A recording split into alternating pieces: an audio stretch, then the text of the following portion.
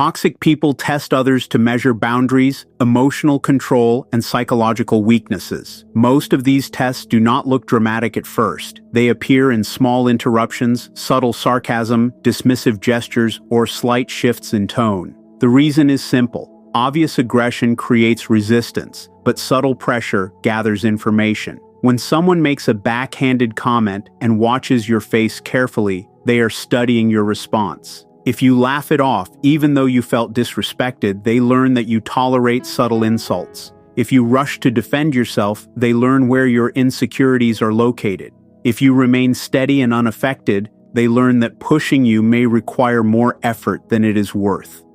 This process is not random. It is behavioral mapping.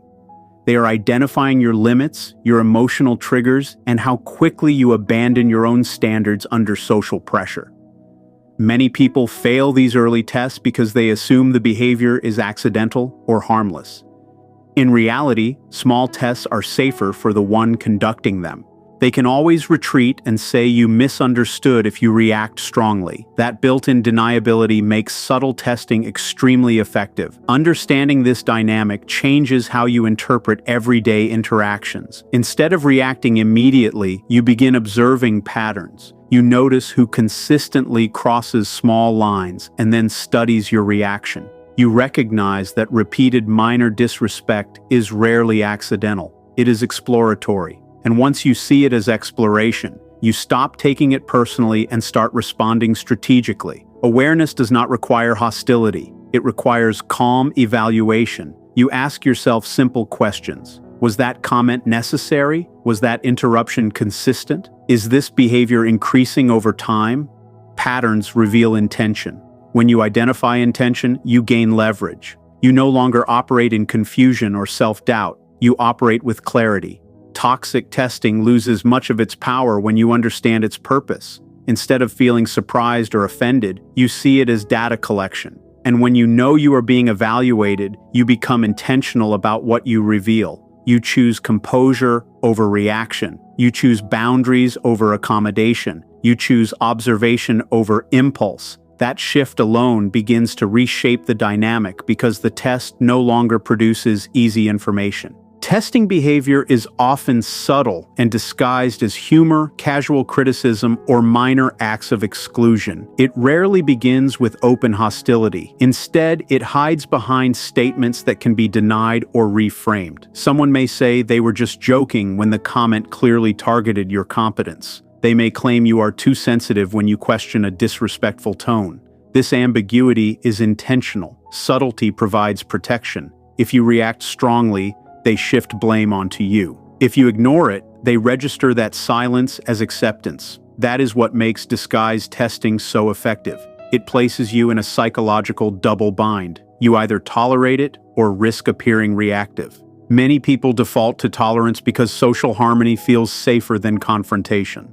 But repeated tolerance slowly lowers your own standards. Each small compromise teaches others that your boundaries are flexible. The behavior becomes normalized, not because it is acceptable, but because it is unchallenged. Recognizing disguise is critical. Humor that repeatedly targets one person is rarely harmless. Casual criticism delivered in front of others is rarely accidental. Small exclusions, like leaving you out of key conversations, often measure how much you will accept without protest. None of these actions are dramatic on their own. That is the point.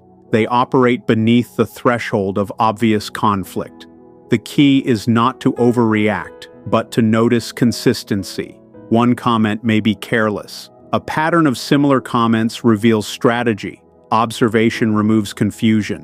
When you see the pattern, you stop questioning your perception. You begin responding with calm clarity rather than emotional defense. When you encounter disguise testing, your response must be measured and controlled. Overreaction feeds the narrative that you are unstable. Underreaction feeds the pattern of disrespect. The balance lies in calm acknowledgement. If someone delivers a backhanded joke, you can pause and ask them to clarify what they mean. This forces the comment into the open without aggression. If someone consistently criticizes in subtle ways, you can address the pattern privately and directly without accusation. The goal is not to shame or dominate. The goal is to remove the disguise. Once behavior is exposed to light, it becomes harder to continue. Subtle manipulation depends on confusion and social pressure. Clarity disrupts both. Your tone remains steady. Your posture remains composed. You do not rush to defend yourself. You simply refuse to play along. Over time, this consistency reshapes interactions. Those who rely on disguise testing prefer easy targets. When their subtle probes no longer produce compliance or emotional reaction, they often reduce the behavior. The strategy is disciplined awareness paired with calm communication. You are not escalating conflict. You are refusing to normalize disrespect, and that quiet refusal is often more powerful than confrontation. Emotional reactions provide toxic individuals with information and leverage. Every visible reaction is feedback. When someone provokes you and you immediately defend yourself, raise your voice, or show frustration, you reveal more than you intend. You reveal what matters to you, what threatens you, and how quickly you can be destabilized. That information becomes useful to someone who is testing limits. If they see that questioning your competence creates agitation, they will question it again. If they notice that public correction embarrasses you, they will repeat it in similar settings. Your reaction becomes a map. It highlights pressure points. This does not mean emotions are wrong or weak. Emotions are natural signals. The issue is not feeling them. The issue is displaying them impulsively in front of someone who is gathering data. Emotional leakage gives direction to manipulative behavior. Calm restraint interrupts that process. When a person attempts to trigger you and receives a neutral expression, steady eye contact, and a measured pause, they receive no useful data. Uncertainty replaces clarity for them. They cannot easily identify whether their tactic worked. That lack of feedback reduces their control. Many people underestimate how powerful non-reaction can be. Silence, when intentional, forces the other person to sit with their own behavior. It removes the reward of visible impact. Over time, repeated calm responses signal that you are not easily moved.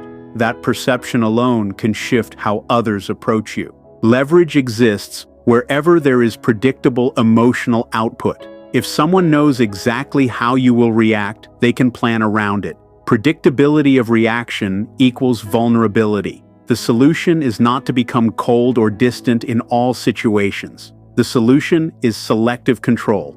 You choose when to express frustration. You choose when to engage deeply. You slow down your response cycle. Instead of reacting in the moment, you observe first. You allow a brief pause before speaking. That pause communicates composure. It also gives you space to decide whether the situation even deserves your energy. Not every comment requires correction. Not every provocation requires engagement. Discernment strengthens your position. When you do respond, your words are concise and steady. No long explanations, no emotional overflow. This shifts the dynamic from reactive to intentional. Toxic individuals rely on emotional momentum. They escalate until they get a visible shift.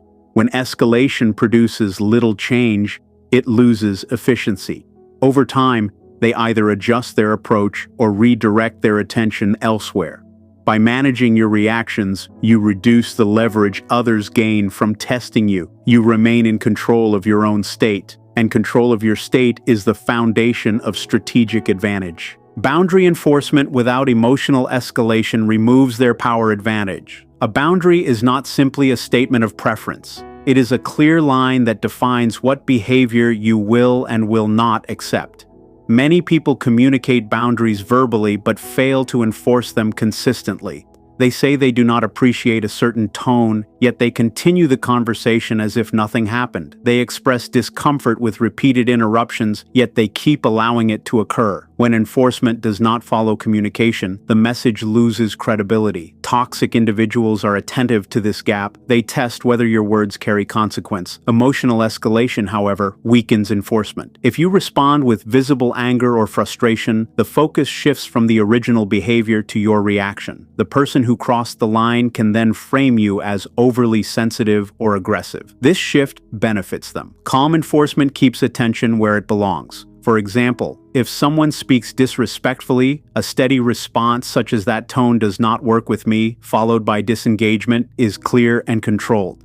There is no lecture, no raised voice, no dramatic display, just a line and a consequence. This approach communicates self-respect without inviting debate. When enforcement is predictable and calm, it becomes difficult to challenge. Others learn that crossing certain lines leads to reduced access, shorter interactions, or direct correction.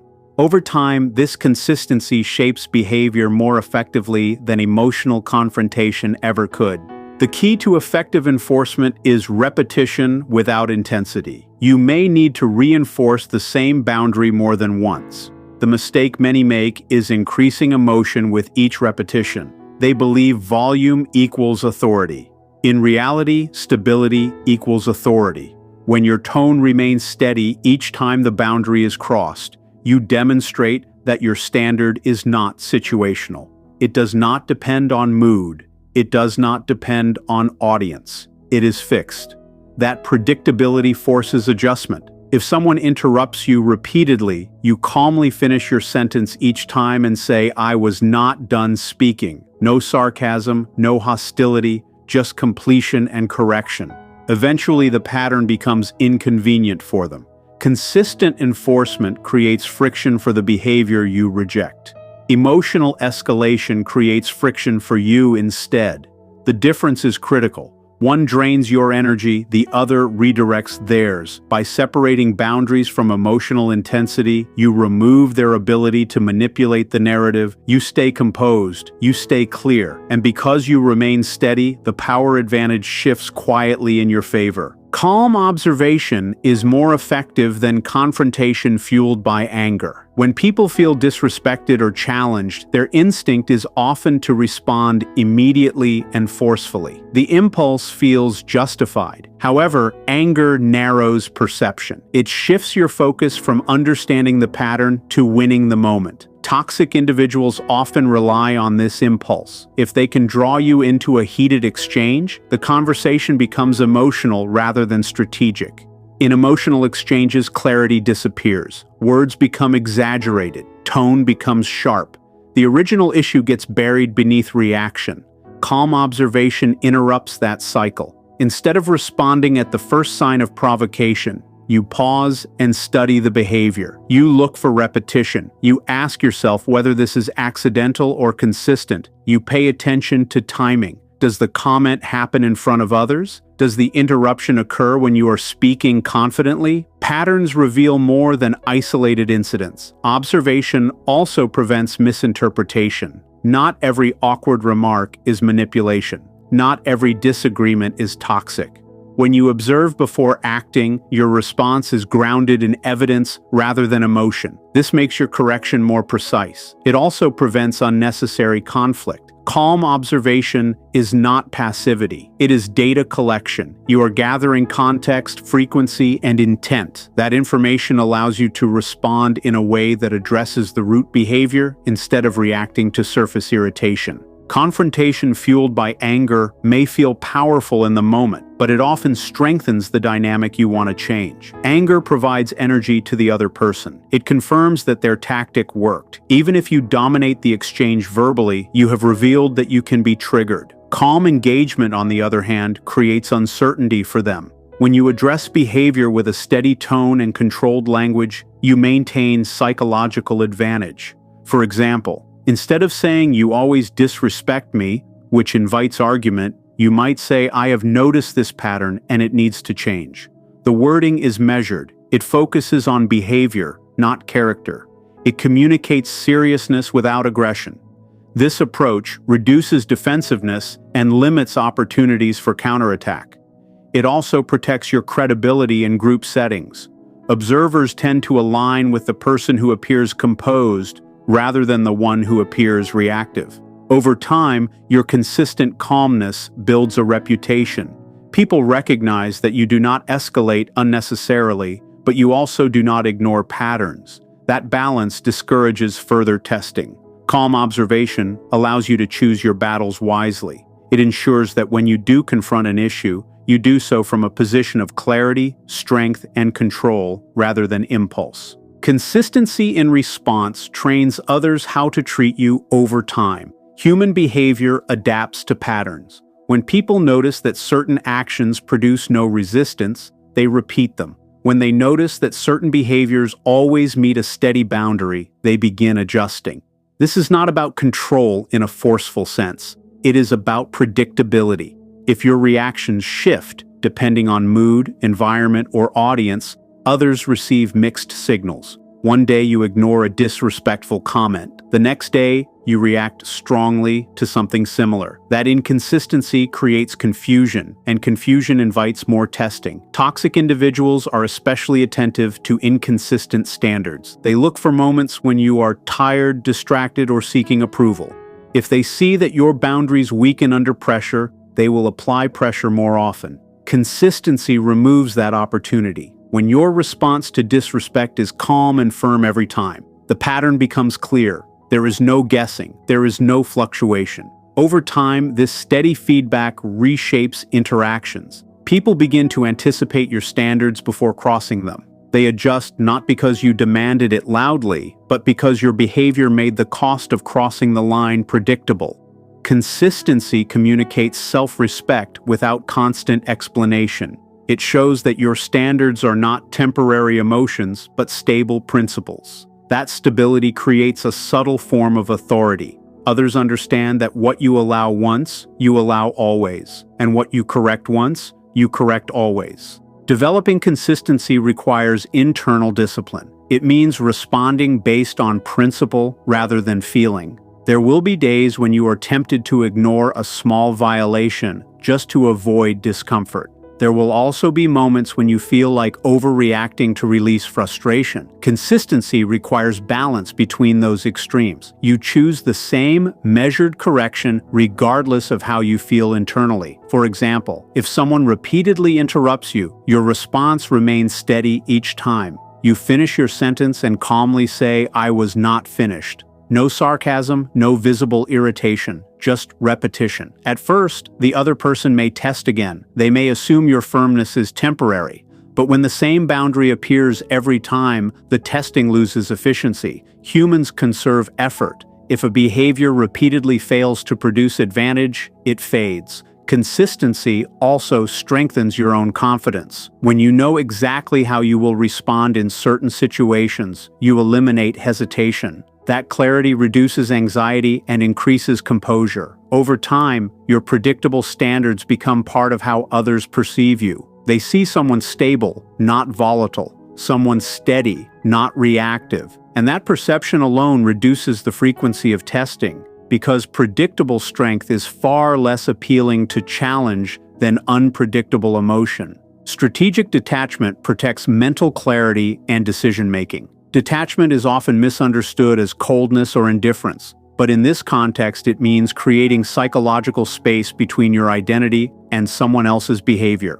Toxic individuals frequently attempt to blur that space. They personalize criticism, project their own insecurities, or create emotional highs and lows to keep you mentally engaged. If you internalize every comment and mood shift, your thinking becomes reactive. You start analyzing their tone instead of evaluating their pattern. You begin adjusting your behavior to stabilize their emotions. That shift drains focus and clouds judgment. Strategic detachment reverses it. Instead of asking, "What did I do wrong?" you ask, "What is the pattern here?" Instead of absorbing an accusation immediately, you examine whether it is supported by facts. This mental pause prevents you from accepting misplaced responsibility.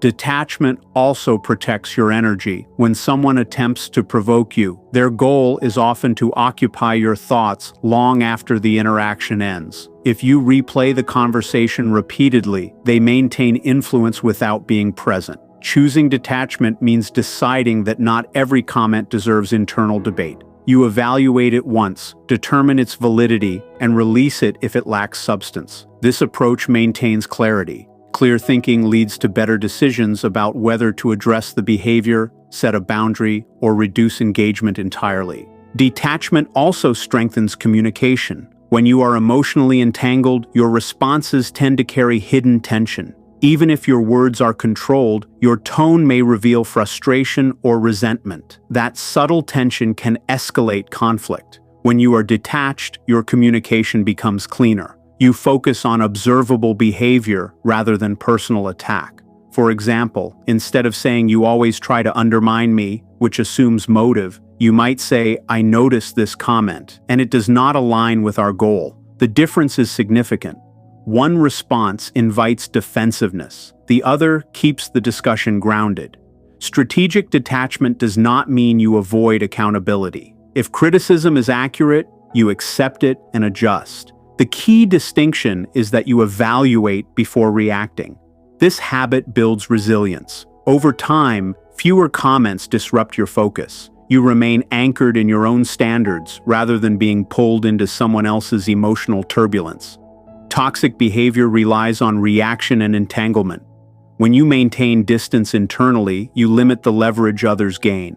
Your decisions become intentional rather than impulsive. And with that clarity, you choose interactions based on long-term outcomes instead of short-term emotion. Outsmarting toxic behavior requires discipline, awareness, and controlled communication rather than aggression. Many people believe the solution to difficult individuals is dominance. They assume that matching intensity with greater intensity will end the pattern. In reality, aggression often fuels the cycle. It creates drama, and drama creates engagement.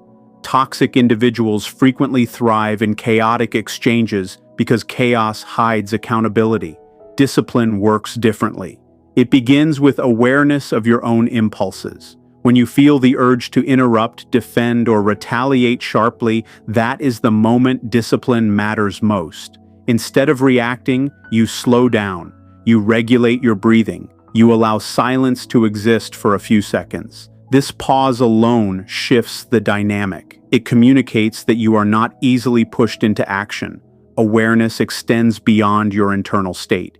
It includes reading context, timing, and motive. Is the comment designed to provoke you publicly? Is the criticism constructive or repetitive? Is the pattern escalating? Observing these factors helps you choose a precise response instead of a dramatic one. Precision reduces unnecessary conflict. It also increases credibility. When you finally address an issue, your words are measured and specific. You reference behavior, not personality. You speak calmly and briefly. That control often unsettles someone who expected emotional resistance. Controlled communication is the final layer of this discipline.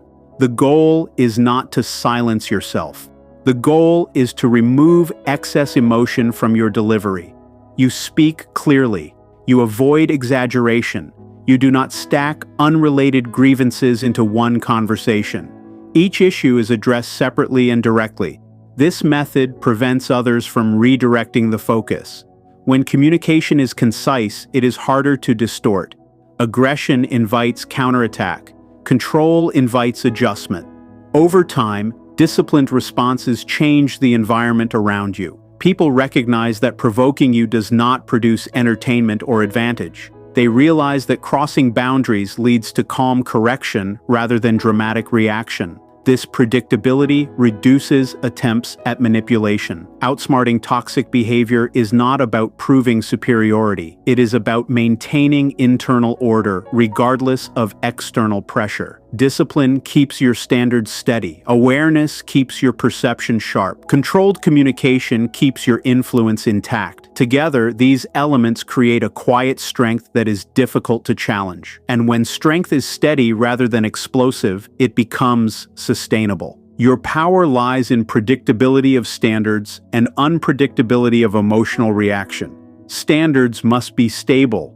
Emotional displays must not be. When people know exactly what you allow and what you reject, they stop guessing where the line is. Clear standards reduce confusion. If disrespect always receives calm correction and honesty always receives acknowledgement, the framework becomes obvious. Others learn quickly where the boundaries exist. What must remain unpredictable, however, is your emotional response to pressure. If someone can forecast that a certain comment will always trigger visible frustration, they gain leverage. Predictable emotion becomes a tool in their hands. They can activate it at will. When your emotional reactions are measured and varied based on conscious choice rather than impulse, that leverage disappears. This does not mean behaving randomly. It means refusing to give automatic reactions. A pause before responding interrupts expectation. A neutral expression where irritation was anticipated disrupts strategy. Emotional unpredictability keeps others uncertain about their influence over you. That uncertainty often reduces attempts to provoke. Stability in standards combined with flexibility in expression creates balance. You remain firm in principle while adaptable in delivery. That combination signals maturity and strength without aggression. Maintaining this balance requires self-awareness and practice. It means knowing your core values clearly so you do not hesitate when they are tested. When your standards are internally defined, you do not need to debate them in every interaction. You simply apply them consistently. At the same time, you remain conscious of how you present emotion. Instead of reacting immediately, you choose whether the situation deserves visible intensity or calm restraint. Not every challenge requires the same tone. Sometimes a brief, direct statement is enough. Other times, silence communicates more effectively. The key is intentional choice. When people cannot predict how you will express emotion, they lose the ability to manipulate your state. Over time, this dynamic reshapes how others approach you. They recognize that pushing emotional buttons does not guarantee reward. Yet they also understand that your standards do not shift under pressure. This dual awareness builds respect. It reduces unnecessary testing, and it allows you to operate from a position of steady control rather than reactive defense.